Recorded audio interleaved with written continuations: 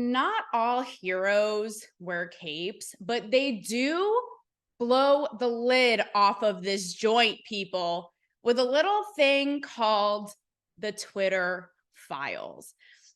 Everybody help me in welcoming one of the leading journalists of the Twitter files, Matt Taibbi. Here is a little bit about Matt. He is a veteran journalist, 30 years in the biz, okay, has been at Rolling Stone, New York Times bestseller, award-winning independent journalist. Now, if you don't know what the Twitter files are, I just don't know how to help you in your soul, okay? But just in case, this has started back in December when Elon Musk took over Twitter and gave access to internal documents, emails to a handful of journalists that shed so much light. I've talked about it on Cancel Me Baby, on the inner working of suppression and censorship and information flow. And Matt has really become synonymous with that. And I have to tell you, Matt, I've interviewed Oprah. I've Mhm. interviewed Michael Douglas, Chris Pratt, Lady Gaga. My viewers could probably hear it. I'm a little nervous to speak with you today Aw, come because, on. I, for real, Matt, I do not tell a lie, because I have been following this story since the beginning. But further, I am someone who has been a ball buster in the mainstream media. I've worked for, big pop culture outlets and was always pushing up against my editors and, did social media. And so I feel like what you did is so groundbreaking. We've never seen anything like it, peeling back the curtain of a huge media behemoth to really see what was going on, not to mention having Elon Musk, this, one of the most powerful billionaires in the world, being your BFF and having your back. So with that being Wow. said, Matt Taibbi, welcome to Cancel Me Baby. Let's do it. Yeah, thanks for having me. After, after all that, he's like, yep, I concur. No. What she I'm said. just impressed that you interviewed Chris Pratt. Anyway, go ahead. So, well, I will say, I mean, if your ego's not too blown up, Matt, I have to say you are one of my journalistic heroes, but I don't think anybody can dethrone my lesbian Jew queen, Barry Weiss. Oh, no, yeah, no, I understand that. Which is it may be like a uterus female identifying thing. You know what I mean? Like just that Yeah, bod. I'm So, not gonna interfere with that at all. I completely understand. Yeah. So, Matt, talk to me. Like I said, right? You really, I feel like, are the face of the Twitter files because you started the first thread on the Hunter Biden laptop story. So, Elon Musk is retweeting this, all of your tweets. He has the popcorn emojis. The whole world is watching. You said what? There was like 470 million impressions. It was like 130 million, Oh, something like that, or okay. yeah. Okay. Yeah. Fake news. On my end. But set the scene for me, Matt, of that very moment where you are about to tweet the first thread. Like, the world is watching. Do you have your coffee? Are you chilling at home? I know when I go to post something controversial, a video or a tweet, I'm like, so what was your state of mind? Paint the picture.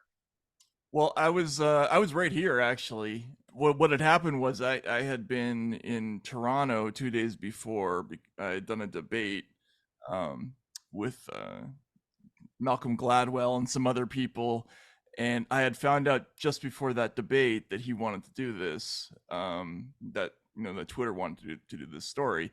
So I flew from Toronto overnight to San Francisco. Then the next day, spent all day in San Francisco looking through the files, picked out what I thought were the most newsworthy, and then flew back to New Jersey. Basically, drove as fast as I could to my house, started writing the thing, and it was high speed journalism because I had to get comments along the way and everything. And by about 5:30 or so, I guess we were ready, and I had no conception that there were going to be that many people tuning in, but it was wild watching the numbers Yeah.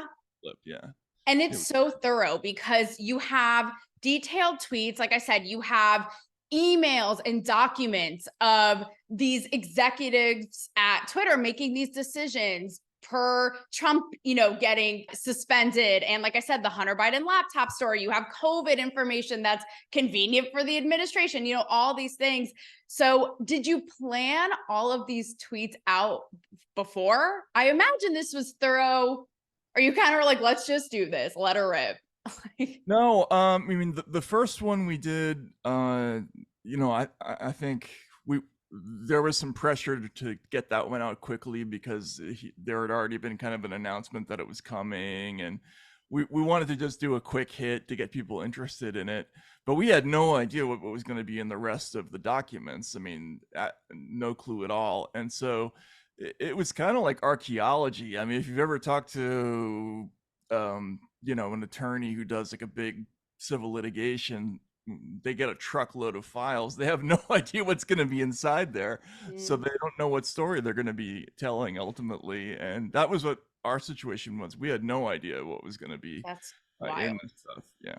Well, I had my popcorn. I was watching every minute because obviously this is something that I'm very passionate about, free speech Sure. and Sure. obviously given the name of my show, right? But what was so fascinating to me and still, right? Like I said, I did my extra homework for you, Matt, is even still how the media, I'm talking, Washington Post, Rolling Stone, your alma mater, like all of the New York Times pulled every stop to discredit what was going on, right? It was like, there's nothing to be seen here.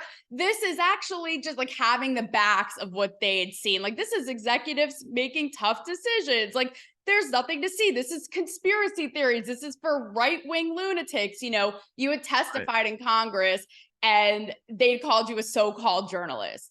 Right. So, Right. how did all of this feel?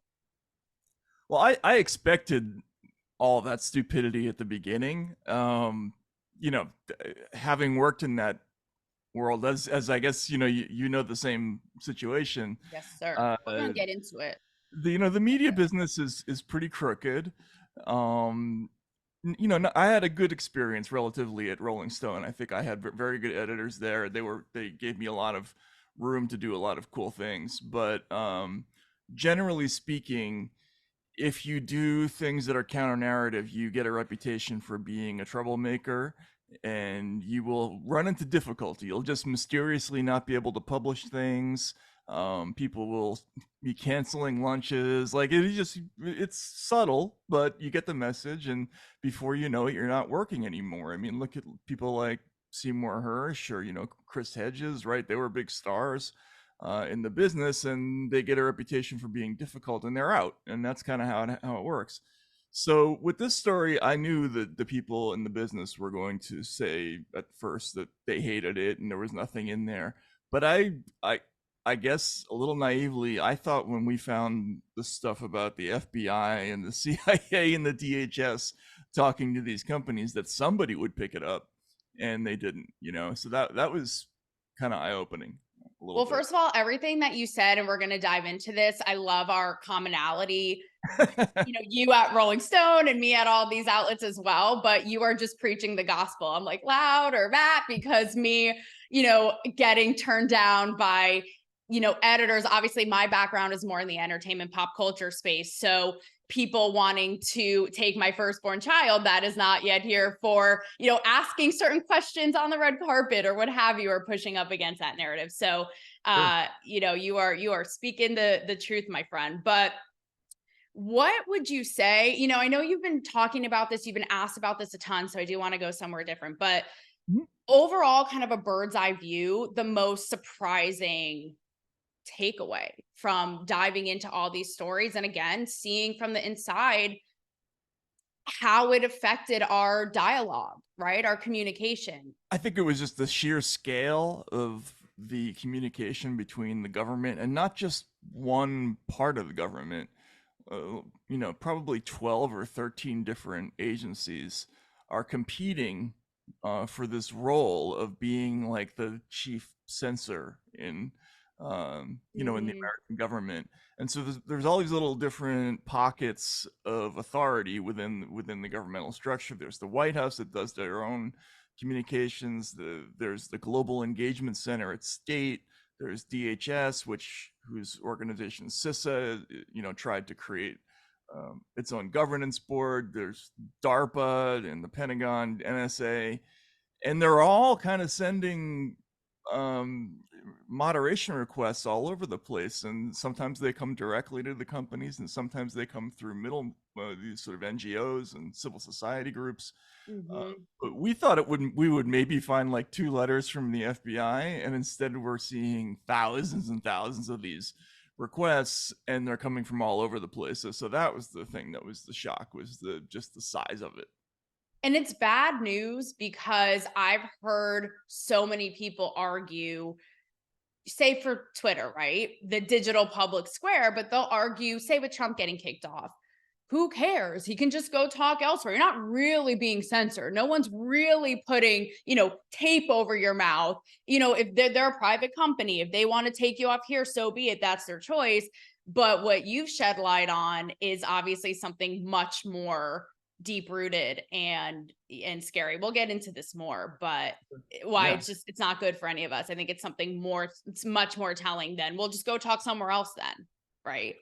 Right. I mean, there's a couple of things. Number one, the because of the tremendous concentration within the business, right? There's only like 6 or 7 really, really big tech platforms. It's Facebook, Instagram, Google, Mhm. Twitter, all of them.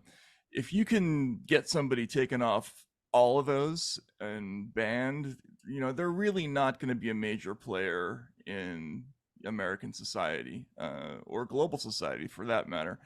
And so, the ability to be able to impact just a few companies with essentially secret communication. And they did have regular meetings between the FBI, the DHS, and a handful of companies.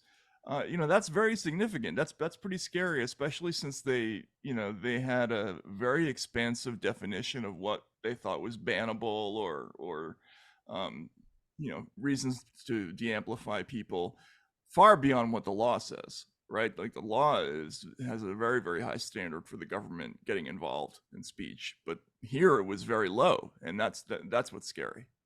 Well, even you personally, not to get too much into this, but the IRS showing up at your door coincidentally, like Big Brother is coming for your ass to anybody who questions anything, period, right? But yeah, something, Yeah, that was weird. I mean, I don't know if you. I mean, I spent a lot of time in Russia. I lived in Russia for 12 years. So during the 90s, and a lot of my friends were Russian reporters, and they were like hardcore investigative reporters who took very serious risks. They got beaten up. They got, one of my friends got hit in the head with a crowbar. oof. A few of them, they weren't close friends, but a couple of them ended up getting murdered. So I'm always conscious Oh of being, my gosh. yeah, of complaining too much about this kind of thing in America, because it's not nearly as bad. That's true. But it's That's they're true. definitely trying to send a message when the IRS shows up, I think, at your house. I mean, it certainly looks like that, and that's a very drastic step for them to take. Also convenient because both sides love weaponizing First Amendment, First Amendment, and they leave out that First Amendment is also freedom of the press. Mhm. So convenient, like where is that to be seen in the dialogue again when it's so selective? But another overlap that I thought was interesting that we have, Matt, I don't know why all roads seem to lead to and from Chrissy Teigen, right? But when you were testifying at the same time, there had been all of this hoopla around a Chrissy Teigen tweet in which she was critical of Trump. And really, it was kind of ammo for the left because what we discovered is how, even though all of this was much more slanted against the right, because of the executives and the people America. made up at a place like Twitter. But we saw how Trump's people almost called in a favor, right? Being like, take this tweet of Chrissy Teigen calling Trump a pussy ass bitch. It's derogatory of the president. Take it down, right? So all of this attention is going on while you're testifying. And I thought that it was so interesting because I don't know if you know this, but years back, I wrote a piece about Chrissy Teigen for VH1 in which I called out her cyberbullying. And it was Oh, sort of wow. cancel culture before its time, Matt, because she basically pulled in a favor and went after me publicly on Twitter. And it was, like I said, a cancel culture moment before its time. VH1 suspended me. At a principle, I walked away from the company Oh because I my said god. what I said. Don't shut me up. And a turn of events years later, her cyberbullying scandal comes to light. And I wrote an op-ed in USA Today about it, saying, in light of all this and being on at the brunt of it in my personal experience, she still shouldn't get canceled. Let's learn from all this. Cancel culture goes round and round, right? But I just thought Right. how interesting, because it's like the chain, Trump and his people trying to shut up Chrissy Teigen trying to shut me up. And Yeah. so, what does all of this say about power? Well, I think that story is very representative of what happens. People, when they're out of power, they suddenly become very, very, ardent defenders of the First Amendment. When they're in power, they see it as their birthright to pick up the phone and call a buddy at a company and try to get, a tweet taken down. But you know, that just makes it, your story makes it even more ridiculous that they're trying to make Chrissy Teigen out to be an avatar of the First Amendment or something like that. But Right. that's not uncommon. I mean, I think that's even Donald Trump. I would say, there were instances where he tried to get people taken off Twitter, but he complained about his treatment as well. And so, I don't think that's uncommon at all. Well, it's so interesting what you said because, there was a funny line in a Substack of yours, which was like, they seem to be more concerned over Chrissy Teigen than, what I'm saying and what's going on here. And again, with power, with celebrity, you're right. It's like, okay, someone like a Chrissy Teigen is the crusader of the First Amendment. What's happening here? So it's a really interesting, I think, view of the intersectionality, right? Of pop culture, speech, social media, all of it. Yeah, and the inability, the thing that was frustrating for me about the Chrissy Teigen episode was the inability of people to grasp the scale of what we were talking about. So you have Right. Donald Trump maybe asking to take one tweet down, and I'm talking about multiple gigantic federal agencies that are spending tens, in some cases hundreds of millions of dollars just on this, on monitoring people on social media and trying to get people taken off line. Like, that's a much bigger effort over there. That's like much more dangerous than this thing. But they just made it into a distracting technique, I think. Mm-hmm. Yep. I feel like it's a Black Mirror episode, but our lives. Like what a time. So let's pivot a little bit, Matt, to and when I had met you in person, Mhm. we talked a little bit about this, but something that's fascinating about you and that I'd love to pick your brain on again, where I share common ground, is your lengthy background at Rolling Stone, Mhm. right? And that kind of crazy pivot. I mean, you look at a Rolling Stone, which is one of the most iconic, cutting edge, again, political pop culture. Jan Wenner really just pulling no punches and coming in like a bull in a china shop, unlike Mhm. anything we'd seen. And the reason I say I share common ground, aside from all of these kind of side stories, is the work I've done with Playboy. So Mhm. very much synonymous, right? Again, at the time, Hugh Hefner, nothing like it. When women at the time are Stepford wives, housewives, it's like here they are showing their bodies and sexual expression and also really smart articles. You have, again, unlike anything at the time, groundbreaking, Jimmy Carter, while he's running for president, doing a Playboy Good heart. interview. Yeah. Yeah. I did a Playboy spread Mhm. that I pitched and spearheaded, celebrating all of this. Really, the idea of free expression, and I'm the only woman who was both featured in a single issue, both in a pictorial and in the masthead as a writer and contributor. Of all things, it was in the 65th anniversary issue about free expression, right? So my Wow. dream come true. And in my essay, Matt, I talk about, this was like 2018, 2019, but I talk about a lot of these things, how even at the time, editors of mine shutting down pitches I had because they were scared. It didn't fit their narrative. Watching all of this happen, people clamping down on others they didn't agree with. So, same thing. It's like, who would have thought the Playboys and the Rolling Stones would now be the enforcers, would be the thought police personified? What the hell happened? I, I don't know. That's an amazing story, though. Like that. That's a great accomplishment to have Thank been the you. first person to have done that. That's a great thing. Yeah, no, I think both of those magazines were famous for the right reasons, right? They represented um, freedom and free Yeah. expression, Yeah. and a kind of boldness. Playboy was, it was unorthodox and challenged authority in a different kind of way, but it always did great reporting. I mean, I think that's one of the things that people forget about it. Uh, I, I I always wanted to write for Playboy. I think I did maybe one article for them once a long time ago, but in Rolling Stone similarly, like they weren't selling sex, they were selling rock and roll. Mhm. uh, but they did tremendous, you know, really interesting, innovative journalism. They brought in writers Yeah. like PJ O'Rourke and Hunter Thompson, especially. And when I got there, they were still, I think, in their heyday. Like Jan was still, relatively engaged with the process, and they let me do all kinds of crazy stuff. And I had one of the iconic jobs in journalism, which is covering presidential campaigns for Rolling Stone. But Mhm. even they eventually got swallowed up by a corporation, and now Rolling Stone is, I think, kind of unreadable. I mean, it's Oh it's my god. impossible. And It's embarrassing. It's like, look at your legacy. Like, what are you doing?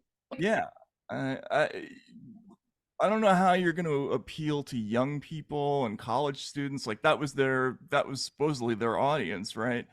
If you're worshiping authority constantly and taking the side of people in power, that's not I just don't understand that role in media. It's not a comfortable one that I think any journalist should be happy with.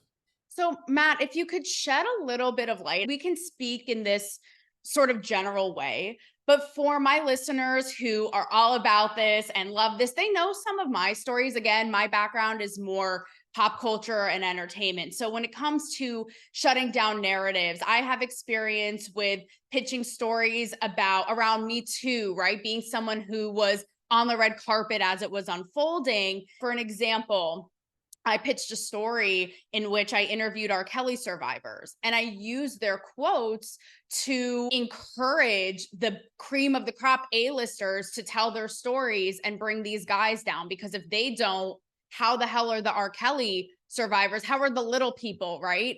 Ever gonna have justice? And I just thought it was super virtue signally and the black dresses and all this. And the whole idea is like walk the walk because it will actually in turn help this movement that you're preaching about, right? And it's so wild because I had editors ignore it. We can't, this is a great piece, but we can't run this, right? Because it would make the celebrities look bad, even though it would ultimately give voice to R. Kelly survivors and help the movement. So that's just an example. Hmm. Could you give any specifics to my listeners about things where you started to see the tide turn, where you would pitch certain things or offer certain things and they were like, not today, buddy? You talked about suddenly you're not invited to a meeting, convenient. Yeah. It's funny because I had done for almost 10 years. I did a lot of stuff on Wall Street after the 2008 crash. Did a Right. lot of investigative reporting about like why that happened, and a lot of it was not flattering to the Democratic Party. It was like, even though the people at Rolling Stone very much wanted to be in with the Obama administration, they really prized their relationship with the president. Some of that reporting of mine didn't make him very happy. In fact, he criticized it kind of angrily in one of our interviews with him. But they still let me do it, which I thought was interesting. I mean, I was going after both sides. I didn't care, Mm-hmm. but after Trump got elected, everything Yeah. changed, Yep. and suddenly, So the true. first thing that happened was I was I was supposed to do like a monthly reports on the Trump presidency, but I couldn't confirm a lot of the stuff about Russia, the Russia story. And I was going back to my editors saying, like, this stuff doesn't add up. We don't have enough evidence to say, that we can, that this is something that's provable. And suddenly I got kind of unassigned from that project. And then later on, when I was doing Mhm. my campaign coverage, they didn't want me covering Democrats anymore suddenly. So who knows exactly what that was about. That maybe they had a genuine change of heart. But I think the Russia story was big for a lot of people in the business. A lot of traditional investigative reporters got moved out during that time because we don't really care who's guilty of what. We just go after whatever's true, and that story didn't add up for a lot of people, and a lot of them ended up without jobs. So But here's my question. Because again, like you, I saw it from the inside, and we're going to ultimately get to this in the end. But these traditional outlets are dying off, and they keep pushing and peddling and doubling down no matter what. To what end? Where, you know what I mean? Do they see it, that's a or do great they just question. not care? I think they're totally out of touch with Yeah. audiences. And this is something that I first noticed during the Trump campaign, right? So the first time I covered a Trump event, I remember I was in a crowd, I think it was in New Hampshire, and the press is always we always stand on a riser in the middle of the hall. We look, like idiots, right? And Trump started to like a stand-up comic. He started to make fun of us, and the crowd loved it. They went nuts because reporters are symbols of privilege and of sort of Manhattan upper class cosmopolitan society, and they hated us. Trump figured out that was popular, and he went with it. And I went home to my editors and I said, this is going to work. Like, whatever you think about Donald Trump, he's picking the right targets. And he's, people out there are angry about all sorts of things, and he's in touch with it. And I think people just couldn't Mhm. see that this was necessary to understand. The entire attitude of the business was Donald Trump is illegitimate. Whatever he's saying is wrong and bad, so therefore we don't have to pay attention to it. But that's why they don't have an audience now, because they're not in touch with what their audiences are thinking. I mean, people are furious. There's been an enormous Mhm. transfer of wealth in this country since 2008, Mhm. from from the middle classes to the very rich, right? And there are a lot of people who used to have solid middle class lives who don't anymore, who are struggling, and they're furious. And I think a lot of people in media do not understand that because they don't talk to anybody outside their own It's bubble. and you hit on this with, Bill Maher talks about this. I talk about this often on my show. It's the turn of the role reversal. It's like you would expect this from the traditionally, uptight right who wants to shut you down and thinks everything is taboo. And the left are the ones all like, you want to hold the people, you want to hold the man and the government accountable. You want transparency, you want to be free. And I say it all the time. It's like, what the hell happened? I mean, I know you say you talk about, growing up liberal. So that real role reversal, I think, is so nuts. And further, with all of this being said, again, with what you did being smeared constantly for right-wing lunatics and pushing conspiracy theories and Elon Musk is a nutbag and all this. Isn't it an issue that just should not be partisan? I mean, your FBI information, I think, illustrates that, but shouldn't this not be a left right partisan issue? Yeah, All of it? I think a lot of these issues shouldn't be partisan. I mean, we just did a story this week about showing that some of the scientists who wrote a very influential paper about the origins of COVID, that they Mhm. were pressured from the beginning to say that they didn't think there was any evidence of lab origin. And we're looking at their communications and showing that they all thought that there was evidence of lab origin. And I don't see how that's a left or right issue, except for the fact that Donald Trump said some things in that direction at one point. It's it's not left or right intrinsically. Like, I don't care where the virus came from.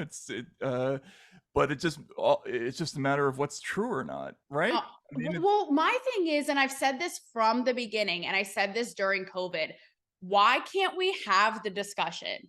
The, an authority figure in this, and they're shut down and taken off Twitter. Okay, shouldn't they be heard? They know more than we do. It's so wild. So, in that vein, I know we're running out of time here, but I want to ask you about deplatforming because while the Twitter files and the documents show, like we've said today, that it was very much more biased towards perhaps, right wing commentary and entities and people versus the left, it does happen on both sides, hence the Trump Chrissy Teigen thing, right? But what's problematic to me is the cherry picking. So even I love Elon Musk. Like I'm all for an Elon moment. But I thought it was so interesting. It's like all these billions of dollars spent on Twitter, this whole endeavor to restore free speech. And then here we go, it's going to take off, journalists who are critical of him. Like, oh what yeah. just happened? Where is the lie? Hypocritical much? So, what's the deal? The cherry picking is not my friends, not any of our friends. No, I mean, I obviously had a sort of a falling out with Elon myself, and my own account was de-amplified, and I had some stuff taken down off there. Look, Right. I think owners in general of these platforms, they just they're incapable of not exercising the power to control, who gets seen and who doesn't. The temptation to meddle in that is just too great. Yes. And Power. yeah, there's power. Again. Like Yep. somebody like Elon. I there are a lot of things I like about him, but I think he takes things personally sometimes, and so that comes out in how the they decide to de-amplify or deplatform people, and you can't think like that. I don't think the prior owner of Twitter, Jack Dorsey, he thought a lot about free speech. I mean, he cared a lot about it, but it just the bureaucracy sort of overtook the company, and Hmm. it's just a feature of the system that it's very hard to prevent it from happening. So, with that being said, last kind of cap on this. Again, I look at things through a pop culture lens. And I remember when Trump was taken off Twitter, Emily Ratajkowski said, if they can take him off, shut him up and off, they can do it to any of us. And she got blasted. And at the time, I was like, she's right.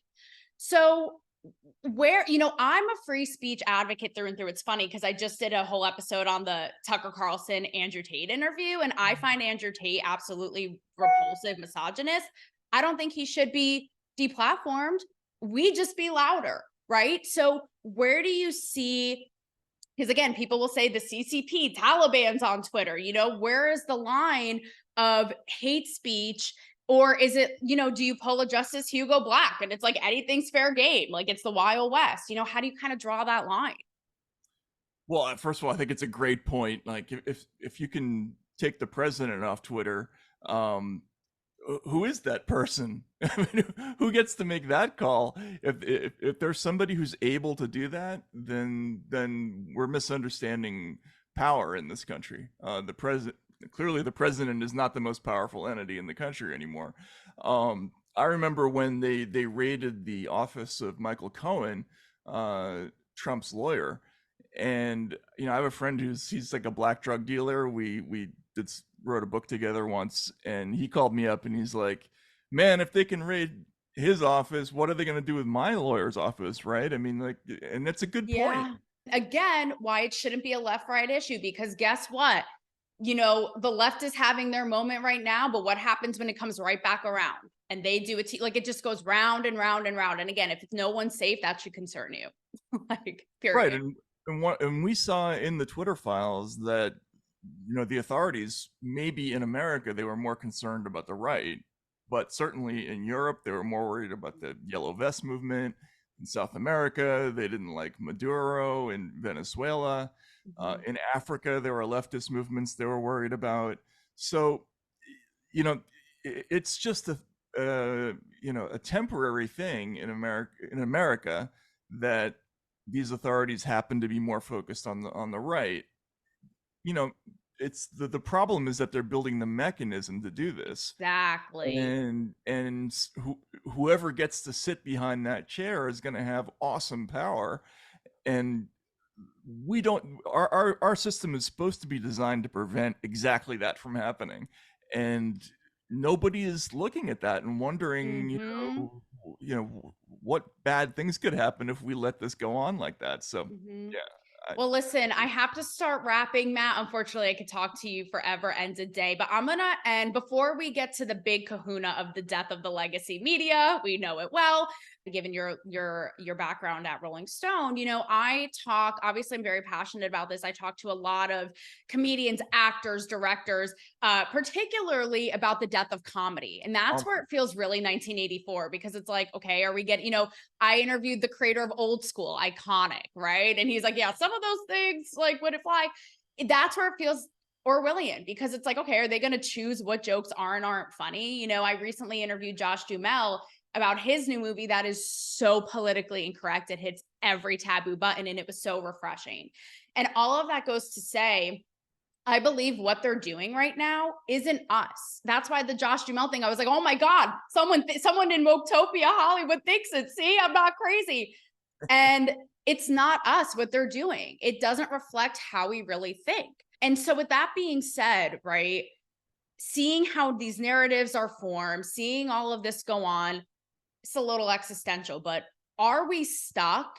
And how do we get out of this? These boxes and these narratives. well, I think first of all, you're completely right. Uh, One of the things that's great about America, has always been great about America, is our sort of intrinsic willingness to say whatever the hell we want, and no one can tell us what to think. And I don't Period. care if you're the king of whatever, or a prince. Like, in America, you're no better than me, and that's the attitude that comedians in America have always had. It's this kind of bold, brash, screw you thing that's kind of unique to us, and it's why we've always produced great comedians, right? And I think Mhm. they've always been leaders of movements when we're stuck in moments like this, where there's political conformity and people can't have to find a way to break out somehow. Think about who helped us get out of that in the 50s, right? It was people like Yes. Lenny Bruce, then it was Richard Pryor, Yeah.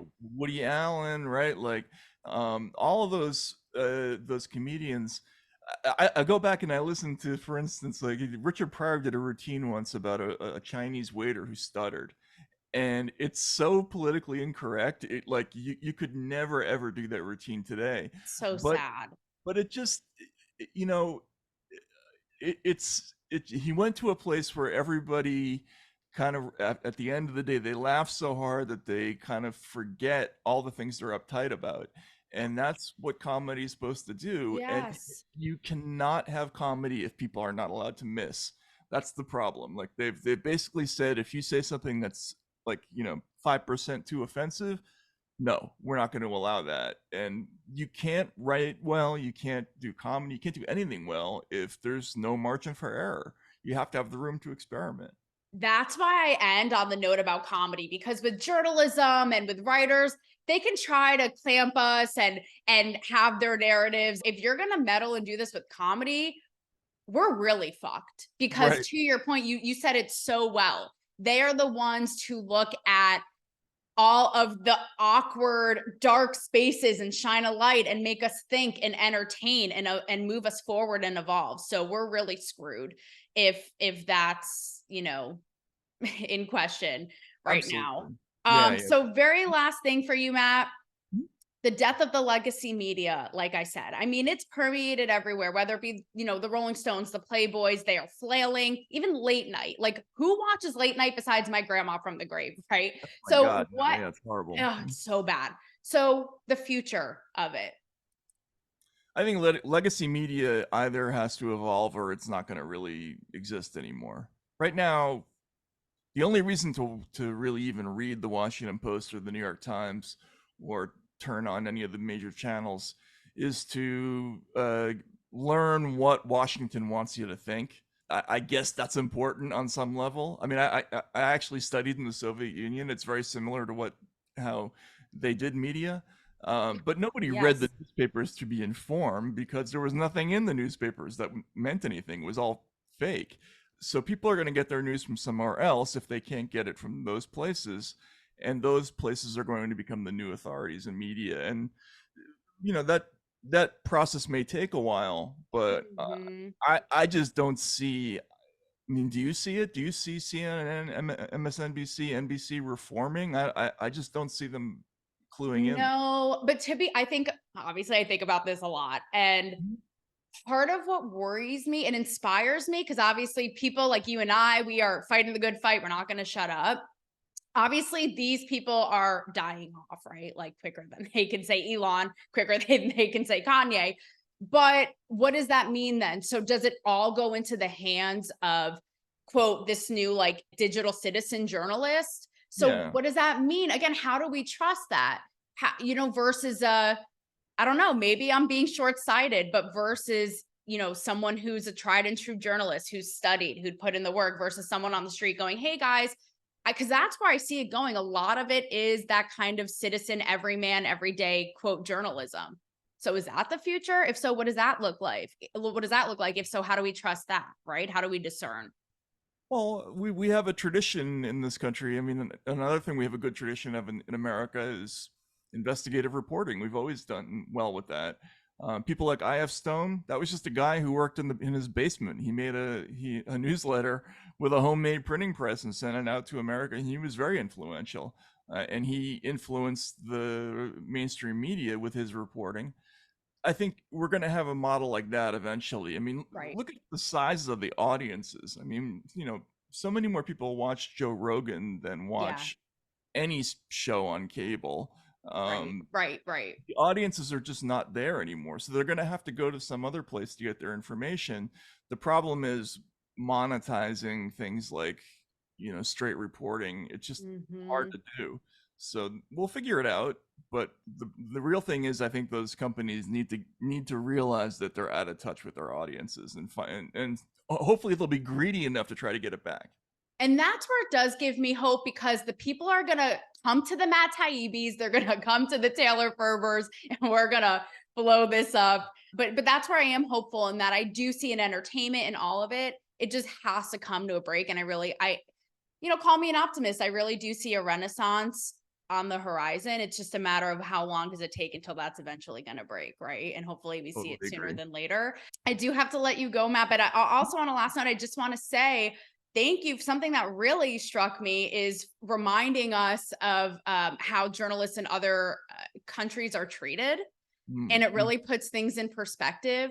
So I want to thank you for that, because it really, it ignites my passion about this. And but also when I'm getting into rather sometimes that kind of pop culture stuff, it's like really put things in perspective of what's going on out Oh, there, no, but that stuff is frivolous, I important. guess. And I was just trying to point out that, in some places, reporters have a pretty tough time. But so we should be thankful that being sued is, like usually the worst thing that happens to us. Exactly. Not to So be taken for yeah, granted. Our speech, our press, and let it ending on a patriotic note today, let it reign free while we're both exactly, here. So exactly. Matt, thank you so much. What a Absolutely. pleasure. I've been wanting to have you on for months. Oh, So thank you so much. Well, I'm very very glad we finally got to do this.